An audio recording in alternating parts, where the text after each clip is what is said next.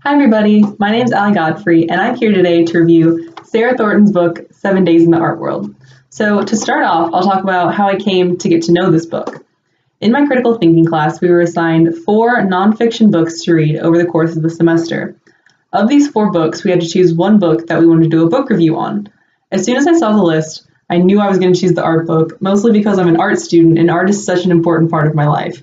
I figured, this book will be so easy. I know so much about art already. I'll know everything the book's talking about and it'll be a breeze. Well, I was sorely mistaken. This book shows the inner workings of the art world, and the art world is much more expansive than I realized. It includes everything from the artists coming up with the concept of an idea working in their studio, all the way to an auctioneer selling a piece at an auction. Thornton places a large focus on a smaller sect in the art world known as the art market. The art market is kind of the business side that is concerned with the buying and selling of art pieces.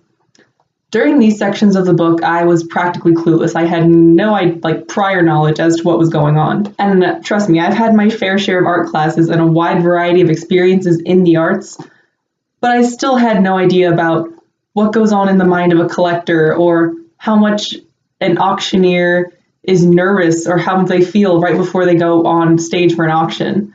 So this was definitely interesting to me to learn about how an auctioneer feels rank terror right before they go on stage, or to learn how an artistic collector who considers themselves an atheist likes to consider art to be their religion. This is the cool thing about this book, is that it allows the reader to get a first-hand experience or an inside look into the pieces that make up the art world. Sarah Thornton has a BA in art history and also a PhD in sociology. So she kind of uses these two backgrounds in her book as a way to blend together her two different specialties. I really like the way Sarah Thornton organizes her book. She organizes it in a way that each chapter is a different event that she has attended in the art world. In each chapter, she likes to take a focus on one of the 6, as she calls them, key players of the art world. These key players include the auctioneer, the critic, the collector, the dealer, the curator, and of course, the artist. I like the organization of this book and how Thornton literally takes on 7 different days in 7 different environments in the art world. Each chapter is like a different insight into the workings of one specific section of the art world. She showed the ties between the section and how the curator is connected to the dealer who's connected to the auctioneer, who's connected to the artist, and so on. So how exactly does Thornton go about this? She calls upon her journalist skills and uses a form of investigation known as ethnography. The term ethnography can be defined as virtually any qualitative research where the intent is to provide a detailed, in-depth description of everyday life and practice. Thornton does this through investigative research and participant observation. She travels to 7 different locations around the world and actually immerses herself into the environment of these important people in the art world. She uses direct quotations and dialogue from the people she's interviewing to make sure that her research is as authentic as possible. Most journalists don't like to use this form of writing because the facts can take away from a good story. I personally believe that this adds to Sarah Thornton's credibility as an author, since she doesn't feel the need to glamorize or distort stories just to make them more interesting. Another thing that I really enjoyed about this book is that I could personally connect with some of the situations within the book. For example, in the 2nd chapter, Thornton travels to an art college in California known as Cal Arts to sit in on one of their class critiques. Since my college art career has started, I have experienced numerous class critiques, and I could easily place myself into the scene of the students. One quote that stuck out to me was from the professor who said, "Whatever you thought was certain about how to make art is about to be dismantled." I know this is kind of a weird quote, but this really stuck out to me because on my first day of college art classes, my teacher said, "Forget everything you think you know about art." And it's crazy that these quotes were almost word for word, and it makes me feel like I was almost a part of the book. I think people really like being able to relate to books like this because it allows them to almost transport themselves into the specific situation of the book. In other words, people are so interested with this connection because it makes the story seem more personal. I think this is especially important for a book like this, which deals with such high standard, elitist levels of art, a topic that is typically foreign to most people. I mean, we're dealing with people who are willing to spend millions of dollars on a piece of art, and this is a concept that I'm sure a large majority of the population finds unobtainable. But by having these small instances within the book where you can see the auctioneer, like how nervous they are right before they go on stage, or a student getting bored during a class critique, it just makes the foreign concepts become more understandable, and it makes the book seem much more engaging to the reader. I know everything I've said about the book so far has been fairly positive, but there is one thing in the book I found to be a bit cumbersome.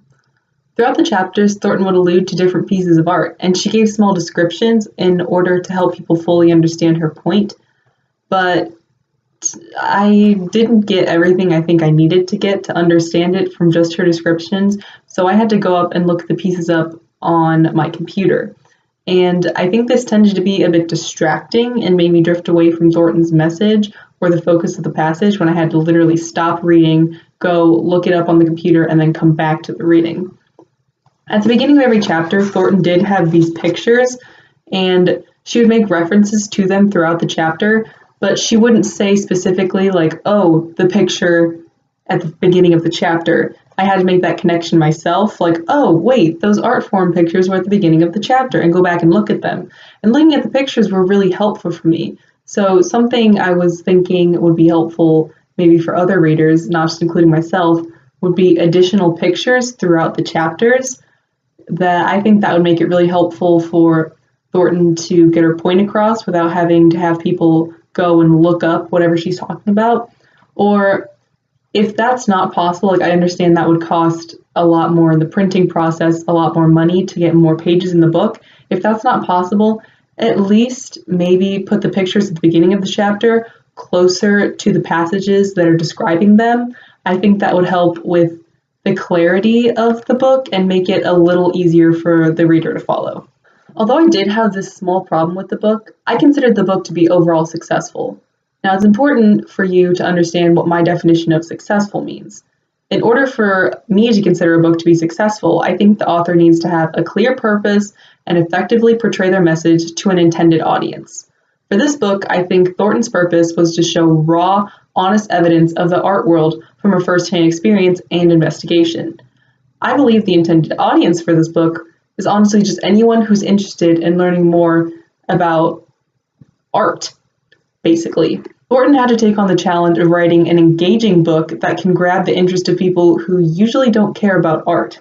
And I think she achieved this by finding the balance between business and art. So through the creativity of the artwork and also the money and that side of art that most people usually don't think about. So by my definition, yes, I would say that this book was successful.